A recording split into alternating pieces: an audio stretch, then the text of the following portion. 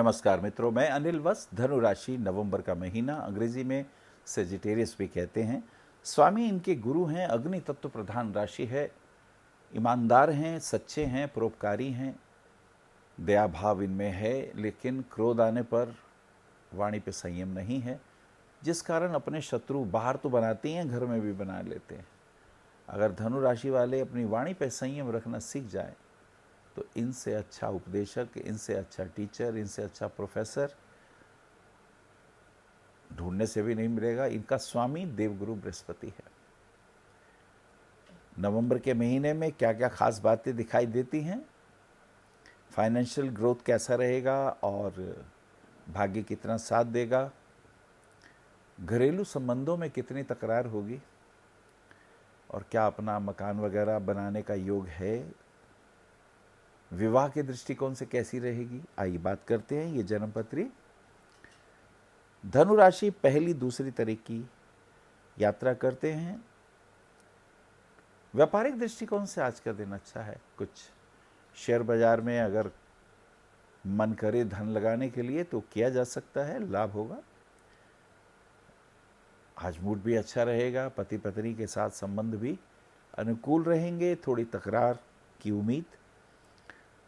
2 और 3 तारीख की यात्रा करें, थोड़ा हेल्थ कॉन्शियस रहिएगा, खाने पीने में ध्यान रखिएगा, वजन बढ़ रहा है उसका ध्यान रखिएगा, बाहर का तला हुआ वगैरह अवॉइड करें तो अच्छा रहेगा। 3 और 4 तारीख की यात्रा करते हैं, अहोई अष्टमी व्रत है। स्त्रियां बच्चों की दीर्घायु के लिए, पति के सुख समृद्धि के लिए व्रत रखती हैं। मंगल का कन्या राशि में प्रवेश हो रहा है। अब जिनकी धनु राशि है उनका मंगल लव फेयर्स के अंदर, एजुकेशन के पॉइंट ऑफ व्यू से मंगल का कन्या राशि में जाने का अर्थ ये है कि थोड़ी दुविधा में रहेंगे, कुछ निर्णय लेने होगा तो उसमें विचार ज़्यादा रहेगा, कुछ गलतफहमियां भी परेशानियां पैदा कर सकती हैं, तो बी कॉन्शियस, उसमें ध्यान रखिएगा। 4, 5, 6 तारीख की यात्रा करें। अब समय अच्छा है, वो जो डिफरेंसेस थे, वो जो संदेह थे, वो दूर हो रहे हैं और आज का दिन बहुत अच्छा, भाग्य साथ देगा, भाग्य अनुकूल हो रहा है। उतना नहीं, लेकिन उम्मीदें तो अच्छी हो ही गई हैं। फाइनेंशियल पॉइंट ऑफ व्यू से लाभ होगा, बिजनेस में कोई डील होगी तो उसमें भी लाभ होगा और गुरु की कृपा है, नारायण की कृपा है, इष्ट देव की कृपा भी आपके ऊपर आएगी। 6, 7, 8 तारीख की यात्रा करते हैं। 7 तारीख बिजनेस मीटिंग्स में जितनी आप मेहनत करेंगे उतना रिजल्ट नहीं है। कुछ विदेशी कॉन्टैक्ट हैं, कुछ एक्सपोर्ट इंपोर्ट की बात दिखाई देती है। शेयर बाजार के अंदर हिसाब किताब पॉजिटिव नहीं रहेगा, उसमें हमें ध्यान रखने की ज़रूरत है। थोड़ा विचार करें, एकदम निर्णय ना लें, ये ज़्यादा उपयुक्त रहेगा। 8 और 9 तारीख की यात्रा करें। आर्थिक दृष्टिकोण से कुछ शुभता प्राप्त होगी, कुछ नए संपर्क बनेंगे और जो निर्णय आपने लिए थे उसमें फ़ायदा भी होगा। बिजनेस के अंदर कुछ परेशानियां आएंगी, लेकिन मुझे लगता है सोच समझ के अगर हम कोई निर्णय लेंगे तो उसमें नुकसान नहीं होगा। और इसी के साथ साथ 9 तारीख का खास बात, त्रयोदशी तिथि यानी छोटी दीपावली, धनतेरस भी कहते हैं। लोग सोना चांदी खरीदते हैं, घर में दीपक जलाते हैं, लक्ष्मी का आवाहन करते हैं। कुछ लोग लक्ष्मी के लिए चांदी का सिक्का खरीद लाते हैं, कुछ वस्त्र खरीदते हैं, कुछ रंग, कुछ खुशबू, घर को सजाते हैं। भगवती लक्ष्मी का आवाहन का जो योग हुआ। आज के दिन कुबेर की भी पूजा की जाती है। 14 भवनों के फाइनेंस मिनिस्टर कहे जाते हैं, रावण के चचेरे भाई भी हैं। ओम श्री ओम ह्रीं श्री ह्रीं क्लीं श्री क्लीं श्री वित्तेश्वराय नमः। इस मंत्र का जाप अगर कोई आज 10 माला कर ले तो कहते हैं पूरे वर्ष तक धन की कमी नहीं रहती। ये कुबेर यंत्र अपनी तिजोरी में भी रखें। और इसी के साथ साथ ओम देव चिकित्सक, ओम देव चिकित्सक और धन्वंतरी देवाय नमः। आज भगवान धन्वंतरी का भी जयंती दिवस है। ये देवताओं के चिकित्सक रहे हैं, इनका ध्यान करने से रोग दूर होते हैं। 10-11 तारीख की यात्रा करते हैं। 10 तारीख को नरक चतुर्दशी है। भगवान कृष्ण ने नरकासुर को मारा था और उनकी कैद से 16,000 स्त्रियों को मुक्ति दिलाई थी। आज के दिन लोग दीपक जलाते हैं घर के बाहर, यम पीड़ा दूर होती है, नरक के भय से भी मुक्ति मिलती है। 11 तारीख की दीपावली, अमावस्या की तिथि, महालक्ष्मी की पूजा, गणपति और लक्ष्मी की पूजा। गणपति ओम गंग गणपते नमः और लक्ष्मी का ओम श्री महालक्ष्मी नमः। आज के दिन लोग दीपावली की पूजा करते हैं, पटाखे छोड़ते हैं। आज के दिन भगवान राम घर वापस आए थे, इस खुशी में दीपावली मनाई जाती है। और भी कई कारण हैं, लेकिन ये विशिष्ट कारण है। 12 तारीख गोवर्धन पूजा है, अन्नकूट। गोवर्धन पूजा, गौओं के वंश का वर्धन कैसे हो, क्योंकि गाय का घी, गाय का गोबर, गाय का दूध, गाय का मक्खन, गाय का दही सभी मनुष्य के लिए आयु को देने वाले हैं। और गोबर के लिए तो यहाँ तक कहा जाता है कि गाय का गोबर अगर मकान में लीप दिया जाए तो अगर ऊपर से बिजली भी गिर रही हो या रेडियो एक्टिविटी भी हो परमाणुओं की, उसका असर नहीं होता। वैज्ञानिक अब इस बात की शोध कर रहे हैं। तो गौवंश का वर्धन ये सबसे महत्वपूर्ण। 13 तारीख यम द्वितीया है, शुक्र का कन्या राशि में प्रवेश है। जब शुक्र कन्या राशि में प्रवेश करते हैं तो रोग के लिए ध्यान रखना चाहिए। अंतड़ियों के पेट के रोग ना हो, इसका ध्यान रखें। कोई गाल ब्लैडर में स्टोन हो तो ध्यान रखिएगा। बाहर का ना खाएं, ये ज़्यादा अच्छा रहेगा। ये सबसे ज़्यादा उपयुक्त रहेगा, बाहर का खाने वगैरह को अवॉइड किया जाए।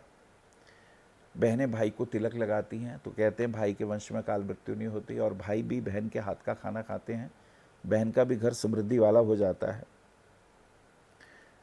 14, 15, 16 तारीख की यात्रा करते हैं। आज का दिन बहुत अच्छा, मूड बहुत अच्छा है आपका,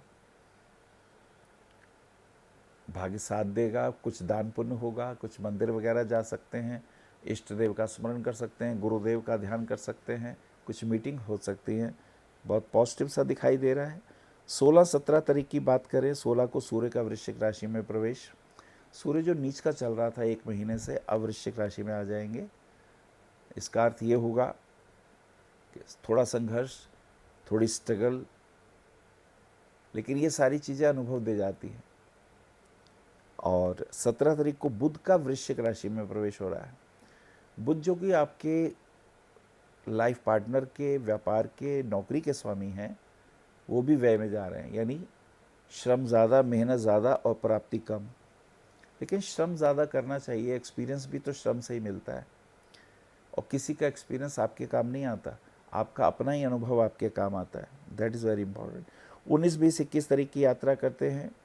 मित्रों का कुछ सहयोग भी मिलेगा, लेकिन कुल मिला के उनके साथ कोई बिजनेस ना करिएगा, कोई डील ना करिएगा, otherwise they will be the gainer and you will be the loser. इसका हमें बहुत ध्यान रखना है। भाग दौड़ ज़्यादा रहेगी। 21, 22, 23 तारीख की यात्रा करते हैं। कुछ मन आपका बेचैन है, कुछ आवेश और क्रोध आ सकता है। घर के वातावरण में थोड़ी सी चिंताएं, वैचारिक मतभेद, लेकिन मुझे लगता है ये समय भी निकल जाएगा। थोड़ा धैर्य रखें, थोड़ा ध्यान, मेडिटेशन करें तो ये आपके लिए ज़्यादा उपयुक्त रहेगा। 23 तारीख को तुलसी का विवाह है। तुलसी के पौधे के नीचे दीपक जलाएं, चुन्नी वगैरह उड़ाएं और शालीग्राम रखें। तुलसी विवाह का गीत गाएं अगर संभव हो तो। जिन बेटियों का विवाह नहीं होता उनका विवाह हो जाता है। एक छोटा सा प्रयोग है। 25, 26, 27 तारीख की यात्रा करते हैं। कार्तिक मास की पूर्णिमा। स्वास्थ्य का ध्यान रखें। थ्रोट में इन्फेक्शन आएंगे, उसका ध्यान रखिएगा। पेट में तकलीफ़ है, 2-3 बातों का ध्यान रखें। स्किन इन्फेक्शन ना हो। जोड़ों में दर्द, घुटनों में दर्द आ रहा है, पैरों में तकलीफ़ आ रही है और थ्रोट इन्फेक्शन भी दिखाई दे रहे हैं। सो केयरफुल रहिएगा। 27, 28, 29 तारीख की यात्रा करते हैं। वाइफ के साथ थोड़े से संबंध पॉजिटिव हो जाएंगे, कहीं घूमने फिरने के योग बनेंगे। हो सकता है बच्चों के विवाह के दृष्टिकोण से कोई लड़का या लड़की देखने आए, लेकिन निर्णय नहीं कर पाएंगे, लेकिन अच्छा रहेगा, समय अनुकूलता से गुजर जाएगा। 29 तारीख को कहीं घूमने का योग बनेगा। पानी में रात को मत जाइएगा, कहीं तैरने के लिए रात को अंधेरे में ना जाएं, अच्छा है सेहत के लिए। बाहर के खाने को भी अवॉइड करिए। और 30 तारीख को शुक्र का तुला राशि में प्रवेश हो रहा है, तो ये कुछ रोग के लिए संकेत दे रहा है। पेट में तकलीफ आ सकती है, कमर दर्द हो सकता है, so be careful, little bit careful. धनु राशि के लिए रूबी रत्न भाग्यवर्धक होता है। पुखराज रत्न पहनने से स्वास्थ्य की वृद्धि होगी, ऐश्वर्य की, नेम फेम की प्राप्ति होगी। और मूंगा रत्न धारण करने से पब्लिक रिलेशन अच्छे डेवलप हो जाते हैं। हरिओम। आप आचार्य श्री अनिल वत्स जी के ज्योतिष व ध्यान संबंधी प्रोग्राम www.astroanilvats.com व मासिक राशिफल YouTube पर भी देख सकते हैं। विशेष जानकारी के लिए संपर्क करें। भविष्य कथन VE 279 गली नंबर 6 हरिनगर न्यू दिल्ली 110064।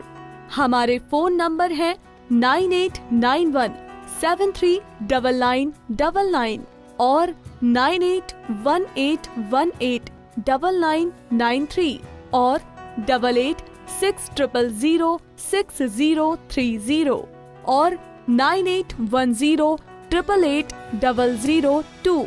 हमारी वेबसाइट है www.bhavishyakathan.org। ईमेल है acharyaanilvats@gmail.com। अपॉइंटमेंट के लिए संपर्क करें सुबह 11 बजे से शाम 6 बजे तक।